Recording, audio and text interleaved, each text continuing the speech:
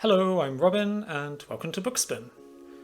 And welcome to my first rankings video, my top 10 science fiction novels in translation. This is something I've been thinking about doing for a while. I think as an English-speaking reader, it's quite easy to get the impression sometimes that the world of science fiction literature is dominated with American and British writers. But there are so many great sci-fi authors out there throughout the globe that are worth exploring in translation. So I thought it'd be interesting to make a list video in this topic. Moreover, sometimes reading translated fiction gives an interesting glimpse into another culture. So I've put together this list of 10 sci-fi novels in translation that I've read in order of my enjoyment. I'm not including short stories or short story collections in this list, just novels, and I'm limiting it to one entry per author in order to keep the list diverse. So let's begin. The first title, at number 10, is A Week in Future Wales by Islyn Ffoc Ellis. This was originally published in Welsh in the 1950s. The English translation came out just last year, in 2021. So, in A Week in Future Wales, a Welshman from the 1950s gets sent forward in time to the year 2033 as an experiment. He finds that Wales has been transformed into a utopia. Independent from the UK, Wales has become supremely peaceful, prosperous, and technologically advanced, and everyone is bilingual in Welsh and English. He then gets dragged back to his own time and is desperate to find a way back to the utopian version of the future. He does find a way to go back to 2033. However, unfortunately for him, he finds himself in a dystopian mirror universe version of Wales in 2033, where his country has become a crime-ridden police state that has lost all sense of nationhood. So this is an entertaining book. It's quite dated in its writing style in some ways, and it's definitely nationalistic in tone, but it's an interesting take on a time travel subgenre, and it explores both utopian and dystopian themes. Number 9, Solaris by Stanislaw Lem. This is a well-known classic in the sci-fi genre. Originally it came out in 1961 in Polish and is probably Lem's most famous novel. In Solaris, a small crew of scientists are conducting research in a space station orbiting the mysterious planet Solaris. This planet is covered in a vast ocean that is in fact one huge intelligent alien life form. While attempts to comprehend and establish communication with this organism have all failed, it turns out that this ocean has the ability to create spectral copies of people from the researchers' past. This is an interesting piece of hard sci-fi, and it's also a thought-provoking psychological drama with deep philosophical themes. I did enjoy this novel, but there are parts of it where the exposition is very dense and there are some extensive info dumps which I found a little difficult to get through, but overall this is a fascinating novel, well worth checking out. Okay, number 8, Vagabonds by Hao Jingfang. So this came out originally in 2016 In Chinese, the English translation came out a few years later.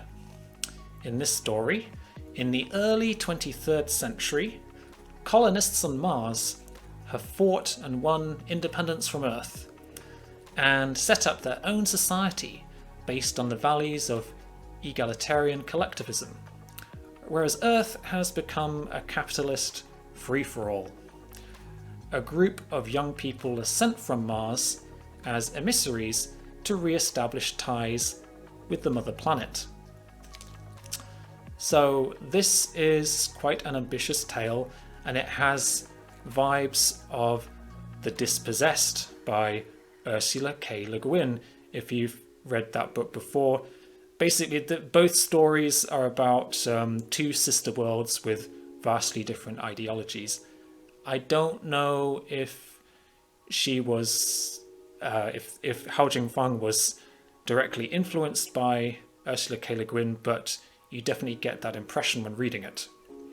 This is a thoughtful and philosophical novel, a bit of a slow burn. As you can see, it's quite a chunky novel, but it's an enjoyable read, well worth checking out. Okay, number 7. Self-Discovery by Vladimir Savchenko. This is probably the most obscure book on this list. This originally came out in 1967, was published in Russian. Savchenko was a Soviet-Ukrainian author. In this story, a Russian systems technologist by the name of Krivoshein inadvertently creates a machine which he calls the computer womb that can create human clones of himself. He keeps this experiment a closely guarded secret as he worries that this new powerful technology will get abused if it ends up in the wrong hands. Early on in the story, however, what appears to be Krivoshein's dead body is discovered under mysterious circumstances that trigger a police investigation. Throughout the story, we gradually discover the truth behind what happened to Krivoshein and his 3 artificial doubles, until the mystery is fully explained. This novel is both philosophical and introspective, as we explore much pondering and debate among the various versions of Krivoshein as to how to use this discovery for the betterment of mankind. There's some comic rivalry between these various aspects of himself, and this can lead to some light-hearted moments. This is, I think, an interesting philosophical novel. It's a shame that Savchenko is not better known. The English version came out in 1979, and I think it's been pretty much out of print since then. So if you can find a copy, I recommend checking this out. Self-Discovery by Vladimir Savchenko. Okay, number 6. The Heart of a Dog by Mikhail Bulgakov. Originally, this story was written in Russian in the 1920s. The English version came out a few decades later. However, the original Russian story was banned in the Soviet Union for many decades. I think it was originally the late 1980s that it was eventually published in Russia.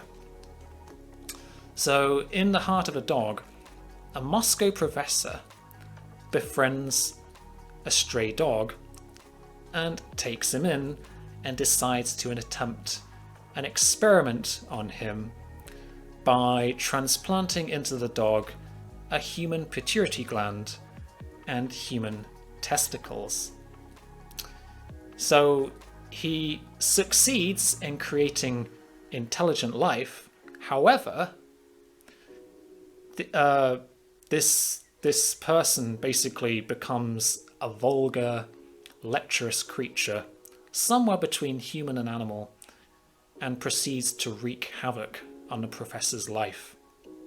This is an absurd and humorous story, which is basically a fierce satire on the loss of civilized values following the Russian Revolution, hence the ban in the Soviet Union. The Heart of a Dog, well worth checking out. Number 5. 20,000 Leagues Under the Sea by Jules Verne. Perhaps the most famous title on this list, and definitely the oldest. This was originally published in French in 1870. The first English translation came out shortly after. This is an adventure story set deep under the world's oceans. In the 1860s, a French marine biologist is sent aboard an American warship on a mission to hunt down a mysterious giant sea monster thought to be a narwhal. The prey actually turns out to be a technologically advanced secret submarine called the Nautilus, piloted by the enigmatic Captain Nemo.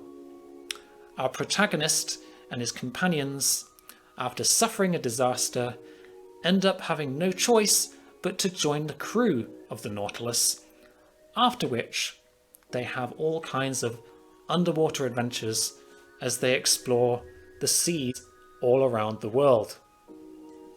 This is an entertaining and action-packed story full of nautical wonders and vivid descriptions of exotic marine species and landscapes. If I have one criticism, I would say these descriptions can be quite dense and perhaps too detailed at times, as it feels like every single chapter contains lengthy descriptions of the new types of fish they find in each area. However, this doesn't detract this from being overall a very polished and enjoyable adventure novel. Number 4. Planet of the Apes by Pierre Boulle, originally published in French. In 1963, the English version came out shortly after. In this story, a small group of explorers from Earth in the year 2500 travel to a distant planet, which they discover to be populated by intelligent, civilized apes and primitive, subordinate humans. The protagonist of this story finds himself captured by the apes and imprisoned in a research facility and must seek a way to earn their trust and gain his freedom. This is very entertaining and thought-provoking, and in my view this novel is a lot more philosophically deeper than the films. I really enjoyed this. Check it out if you can. Number 3. The Cabinet by Eun-Soo Kim. This was published in 2006, originally in Korean. The English translation came out just last year. In this story, an office worker in Seoul discovers a secret cabinet full of confidential files on symptomers. These are people with bizarre features and special abilities which mark the emergence of a new form of humanity. This story is interspersed with lots of little short stories and episodes as we learn more about the symptomers and their lives. This is a very absurd novel, and it's humorous. It's full of dark, dry humour. I read this quite recently and I absolutely loved it. It's one of my favourite novels that I've read this year. And just check it out. The Cabinet by Eun-Soo Kim. Number 2. 1Q84 by Haruki Murakami. This is an epic novel, originally published in Japanese in 3 volumes. The English version that I have is a bit of a doorstopper, as you can see. Let's see how many pages it's got. 925 pages. So 1Q84 is set in a parallel universe of the year 1984. It's an otherworldly love story with lots of magic realism and fantastical elements. It follows two characters, a young woman and a young man, as they navigate this strange new alternate version of reality where the world has changed in some very strange ways. For example, there are now 2 moons in the sky. These two people don't know each other, and the narrative alternates between them both, chapter by chapter, but gradually throughout the story they realize they are indispensable to each other, and their stories intertwine. This is full of fascinating characters and surreal world building, and like all of the Murakami works that I've read, it's always unpredictable. You never know where the story is taking you. It's delightful to read, and despite being such a long novel, it's very easy to read, very addictive. So I thoroughly recommend this book. Okay, and we finally made it to number 1. The Dark Forest by Cixin Liu. This is the second book in the Remembrance of Earth's Past trilogy. And in my opinion, this is the best volume of the 3. For your reference, the first book is The Three-Body Problem, and the final book is Death's End. So let's just talk a little bit about the overall story of this trilogy. This series essentially forms a very imaginative, hard science fiction first contact story, and was originally published in Chinese.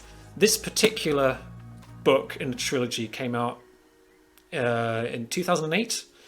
The English version came out, I think, 2015 or 2016, something like that. The story has a really epic scope. It starts out in the Chinese Cultural Revolution of the 1960s and ultimately extends far into the future. So early on in the first book, a scientist in a lone outpost inadvertently discovers an intelligent alien race and proceeds to establish contact with them. This race is called the Trisolarans, a technologically advanced species living light years away from humanity in a 3-sun solar system. This first contact triggers a massive upheaval for humanity and our future, and this story is explored throughout the 3 books as the stakes keep getting higher and higher throughout the story. This book and this series is crammed full of so many fascinating and awe-inspiring big ideas. There are just so many moments where you just have to take a break from reading and reflect. You've got scientific concepts, philosophical speculation, politics, ethics, cosmology, and all this is combined in a very exciting narrative that will keep you wanting more. One criticism that is sometimes leveled at this writer is that he's not very good at character development. But honestly, I don't remember this being an issue when I was reading this. And the story and the ideas are so good that it's just a non-issue, in my opinion. So it's been a few years since I read this. I'm planning to reread the trilogy next year, and I hope I enjoy it just as much the second time round. So that is my list. Thank you for watching. Let me know if you have any other further recommendations of translated science fiction, I am planning to do a follow-up video soon. My science fiction and translation TBR. I have a few titles on my bookshelf and just other titles that I would like to read at some point. So yeah, thank you for watching, and I'll see you again soon.